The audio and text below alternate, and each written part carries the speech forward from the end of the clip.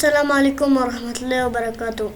ګرانو ورونو، نن موږ یادو چې څنګه کولی شو خپل یوزر اډمنسټر کړئ. لکه تاسو یو یوزر جوړ کړئ نو ځي کې تاسو نه د بل یوزر پاسورډ اخلي.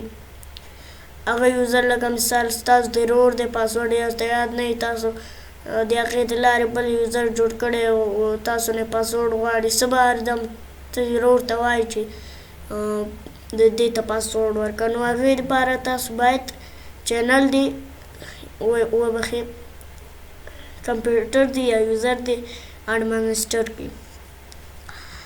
اول به تاسو سرچ ته راشئ او کنټرول پینل ته به راشئ.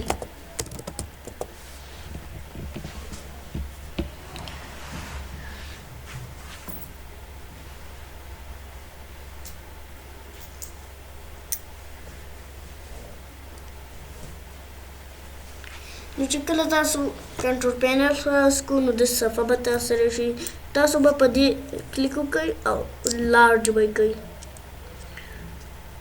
بیا به تاسو یوزر اکاونټس ته راشئ.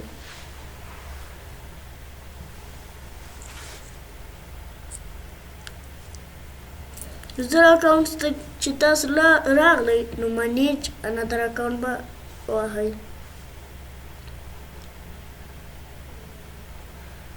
ګوره دا هلته چې کله اډمنسټر لیکلي دا د زما نه بیا اجازه غواړي، نو زه دلته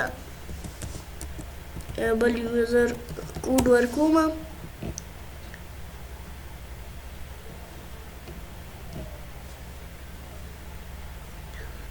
نو ما نه د دغه یوزر کوډ غواړي، دا م اډمنسټر دی، دا م اډمنسټر دی.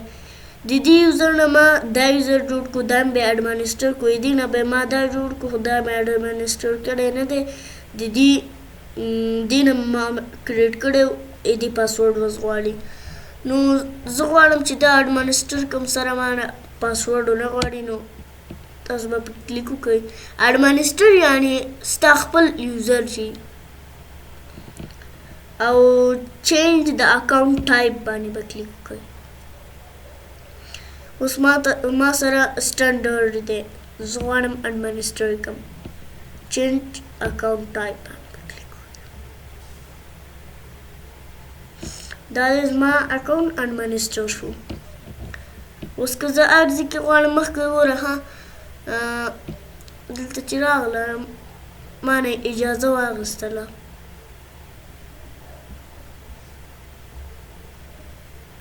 دلته ما نه اجازه واخیستله.